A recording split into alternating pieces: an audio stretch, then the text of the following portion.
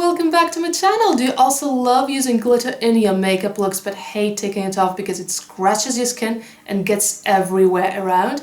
Well, today I'll show you how to take it off without doing any of that. And while you're watching, please subscribe and comment something. I would love to have you and get to know you. The main thing you need is very surprising, and it is a lint roller. Yeah, that's right, just a regular lint roller. That sounds weird, but it really works.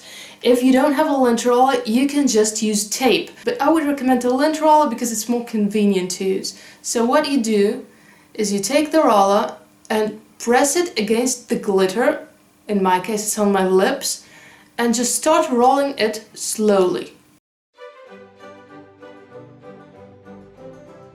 See what it does? A good part of the glitter is already on the roller.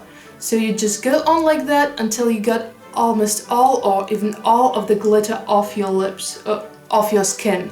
Not necessarily lips, of course.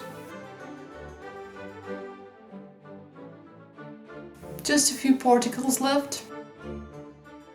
I love using the roller because you can just easily roll it back and forth. With the tape you have to stick it, then unstick it. I just feel like it can be painful and definitely less convenient, but whatever works best for you.